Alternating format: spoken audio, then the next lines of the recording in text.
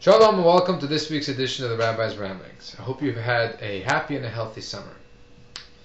In this week's Parsha, we find that Moshe is talking to the Jewish people, and he's telling them that they are forbidden from causing waste.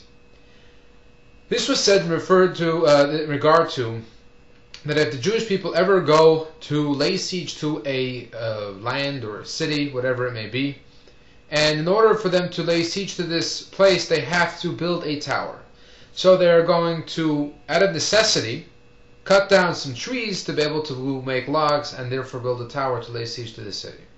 So the Torah, God is telling the Jewish people that while you're doing this for necessity, you must cut down the trees.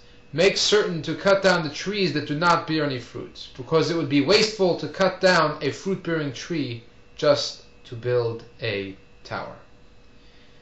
Now, this law is something that we can apply to many areas in life, and in fact, it is one of the interesting reasons I've heard given why we see that when you go to a synagogue or any other Jewish institution, many times it will be named after somebody, or if you open up a prayer book, a siddur or a chumash, it will say in loving memory of so-and-so.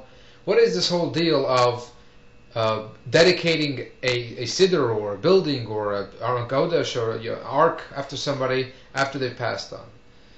So the answer is that while Judaism looks at death as not as an end, but the soul is moving on to a new journey, is moving on to a new realm, a different reality. But for us, from our perspective, us humans down here on this earth, if the life comes to an end for us in our realm, with the death of this individual, then this event is going to go to waste. It will not bring about any good.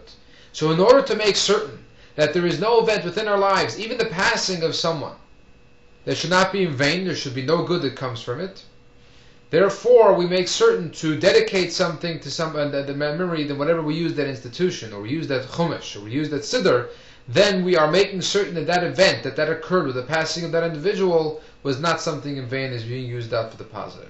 So let us each remind ourselves constantly throughout the day that we should not waste a minute or a moment, and constantly be looking to do good, to do more mitzvahs, to do a good deed for someone. And remember, you matter, so make a difference. Shabbat Shalom.